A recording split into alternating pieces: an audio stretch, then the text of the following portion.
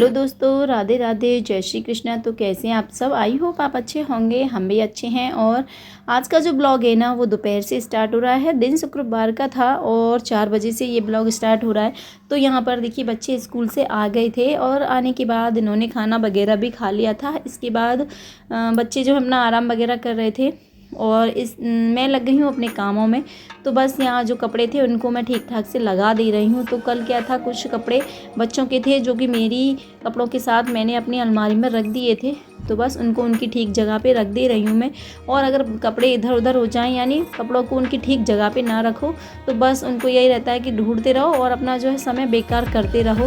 तो बस सारे कपड़ों को उनके ठीक जगह पे मैंने रख दिया है। बच्चों के कपड़े उनके स्थान पर, यानी जहाँ मैं रखती हूँ ना डेली, वहीं रख दिए हैं। तो बस व्यवस्थित रूप से अगर हम काम को करते रहेंगे ना, तो इससे ये भी फ़ायदा होता है कि हमारा एक तो समय की बचत होती है और काम बहुत अच्छे से सिमट भी जाता है। और देखिए, ये बैग था सभ्यता का, तो यह चेयर पे रखा हुआ था। मैंने सोचा चलो आज इसकी भी जगह बदल दूँ।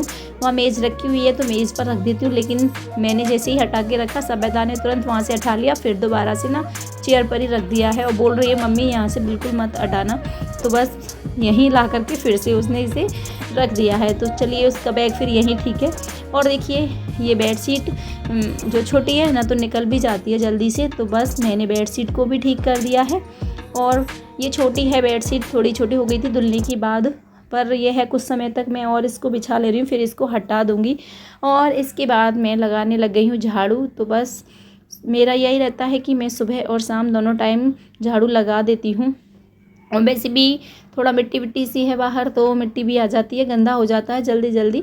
तो बस झाड़ू लगा दी है। और देखिए, आदर्श अभी पढ़ रहा है और आदर्श का ना अब एक रूटीन बन गया है ऐसा कि जब भी उसे स्कूल में जो भी काम कराते हैं सर या मैडम, तो उसका ये होता है वो तुरंत की तुरंत याद कर लेता है।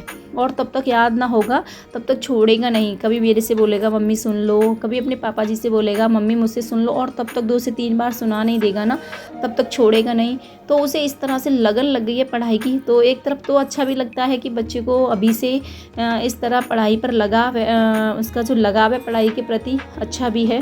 लेकिन ये रहता है पूरे दिन किताबों को लेके बैठा रहता है, तो ये भी थोड़ा लगता है। मैं उससे बोलती हूँ कि थोड़ा खेल ले, थोड़ा आराम कर ले, लेकिन नहीं, किताबों को साथ ही लेके बैठा रहेगा।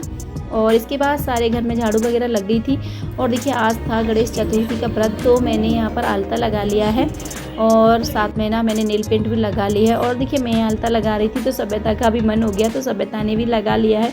तो 2 दिन की छुट्टी है वैसे भी, क्योंकि सैटरडे और संडे की छुट्टी होती है, तो बस इसीलिए लगा लिया था, वरना स्कूल में तो ये सब चीज़ें नहीं लगा के जा सकते। तो यहाँ देखिए, मैंने जो बर्तन वगैरह थे वो साफ़ कर दिए हैं। सॉरी, ये पहले के बर्तन थे साफ़ किए हुए, यानी जो बच्चे नहीं आए थे उससे पहले खाना वगैरह बनाया था ना, उस तब के बर्तन थे, वो मेरे साफ़ हो गए हैं। और ये जो बर्तन हैं अभी, ये जो हैं बच्चे आ गए थे तब के हैं। तो बच्चे बोल रहे थे आज नमकीन चावल खाने की, तो बस मैंने बच्चे जब स्कूल से आ गए तो उनके लिए नमकीन चावल बना दिए थे यहाँ पर।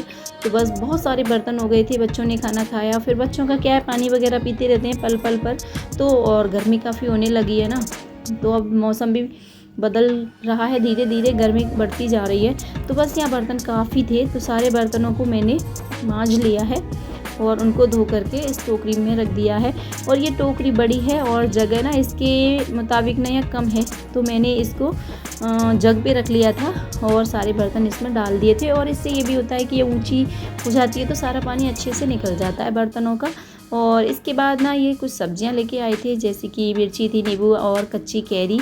तो बस सारी सब्जियों को मैंने धो लिया है। और हरी मिर्ची थी ना, उनको मैंने सिंक में डाल के धोया है, क्योंकि इनमें जो छिलके वगैरह आ जाते हैं, सॉरी पत्ते वगैरह आ जाते हैं ना इसके, और कुछ कचरा वगैरह भी होता है ना, तो वो अच्छे से निकल जाता है।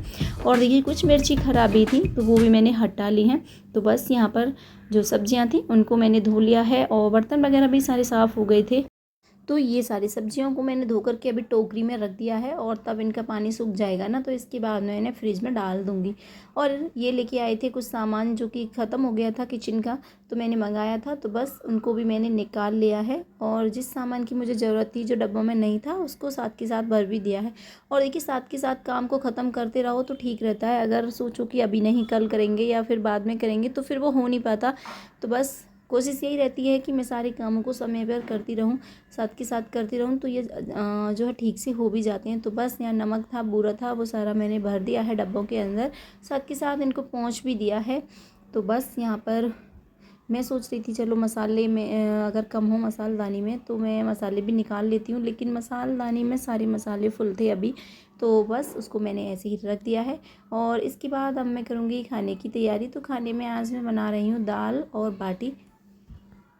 तो आज खाने में बनेगा दाल और बाटी। तो यहाँ पर मैंने 3 से 4 तरह की ये दाल थी, मिक्स वाली दाल, इनको भिगो दिया था। तब तक ये सारे काम मैंने ख़त्म किए। तो ये दाल भी अच्छे से भीग गई थी, यानी फूल गई थी काफ़ी अच्छे से, और ये काफ़ी ज़्यादा भी हो गई थी, तो मुझे ज़्यादा लग रही थी।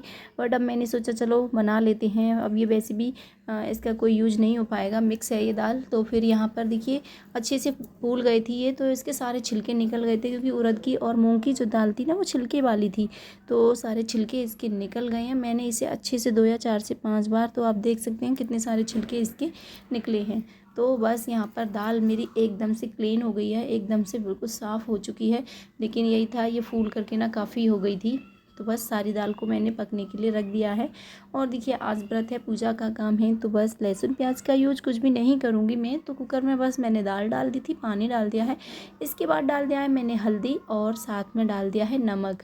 और देखिए ये जो मिक्स दाल है ना काफ़ी अच्छी बनती है, बाटी और जो भी हमारे चूरमा होता है ना उसके साथ बहुत अच्छी लगती है ये दाल। तो यहाँ पर देखिए मैंने डाल दिए हैं 2 टमाटर, ऐसे ही काट लिए हैं मैंने, और काटने के बाद इनको डाल दिया है। साथ में ना 2 से 3 मिर्ची, और इस तरीके से जब हम मिर्ची और टमाटर डालते हैं ना तो दाल का एकदम बहुत बढ़िया सा टेस्ट आता है। तो बस दाल को मैंने पकने के लिए रख दिया। अब मैं करूँगी बाटी की तैयारी। तो यहाँ गेहूँ का आटा ले लिया है, यहाँ ली है मैंने अजवाइन, और अजवाइन को हाथों से ही क्रश कर लिया है। इसके बाद 1 कटोरी ले ली है सूजी, और 1 कटोरी लिया है मैंने इसमें बेसन।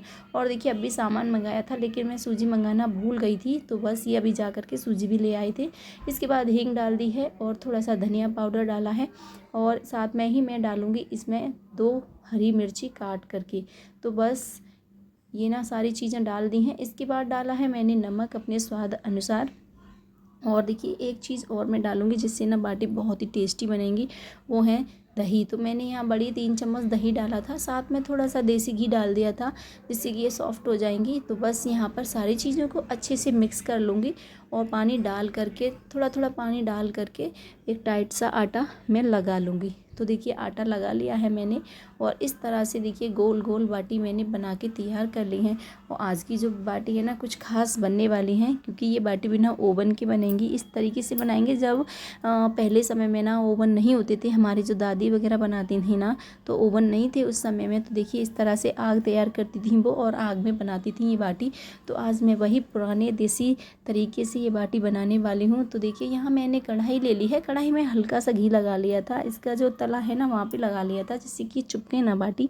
और सारी बाटियों को उसमें रख दिया है, और गैस को स्लो कर दिया है। इसके बाद ना उलट पुलट करते हुए सारी बाटियों को मैं सेक लूँगी, और देखिए काफ़ी अच्छे से सिक जाएंगी ये, और देखिए बहुत प्यारा सा कलर इनमें आ जाएगा। इसके बाद मैंने देखिए आँच की भी तैयारी कर ली थी, तो यहाँ पर मैंने आँच तैयार कर ली है ये। तो आज मैं ना इसे आँच पर बनाने वाली हूँ, बिना ओवन के। और इसी तरह से ना हमारी दादी भी बाटी बनाया करती थी, जो कि खाने में बहुत ही टेस्टी लगती थी, और मेरे हस्बैंड जी को भी ना इस तरह से बनाई गई बाटी बहुत पसंद है। तो बस आज मैं इसी तरीके से बाटी बनाऊंगी। तो देखिए छत पर आ गए थे हम, और छत पे हमने आग जला ली थी, और ये गाय के उपले थे, मंगा लिए थे हमने पड़ोस में से। तो बस यहाँ देखिए आँच तैयार हो गई है, बाटी भी हमारी बन गई है। तो सारी बाटियों को इस आग में मैंने डाल दिया था, ऊपर से भी इनको ढक दिया है आग से, जिससे कि ये सीख जाएंगी, और उलटते पुलटते इनको मैंने सेक लिया है।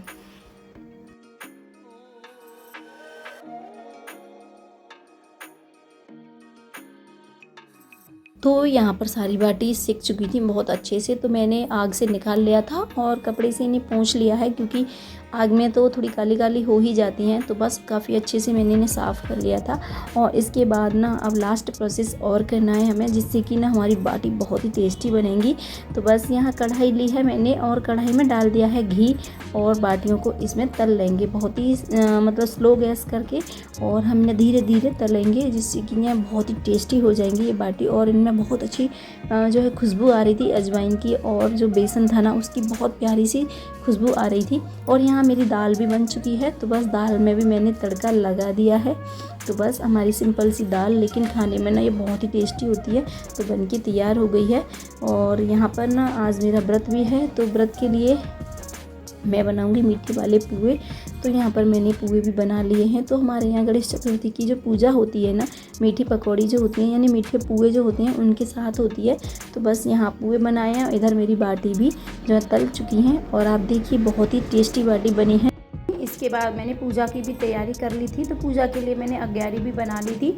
और यहाँ पर देखिए पूजा मेरी हो चुकी है। और हमारे यहाँ ना ये पूजा सौभाग्य को देने वाली यानी अपने संतान की सुख समृद्धि के लिए, पति की लंबी उम्र के लिए की जाती है। तो बस यहाँ पर पूजा हो गई थी और सब ने खाना वगैरह खा लिया था, लेकिन मैं चंद्रमा निकल आएगा तब जो है अपना खाना खाऊंगी। तो चंद्रमा को अर्घ दिया जाएगा, फिर इसके बाद ही खाना खाया जाता है इस व्रत में। तो यहाँ पर देखिए बस सारी किचन की साफ़ सफाई कर दी है मैंने। पर मैंने साथ में ही लड्डू भी बनाए थे, यानी ये चूरमा वाले लड्डू थे। तो बस काम सारा हो गया है, चंद्रमा का बस इंतज़ार करूँगी मैं। और यहाँ तक सारी जो साफ़ सफाई थी ना वो भी मैंने कर दी थी। तो बस ये होता है कि रात को ही साफ़ सफाई कर दो तो फिर सुबह इतना जो है गंदा नहीं दिखता है, यानी एकदम जब भी उठो ना तो मन खुश हो जाता है सफाई को देख करके। तो बस यहाँ सारे काम हो चुके हैं, वीडियो को भी करेंगे समाप्त। Bye bye.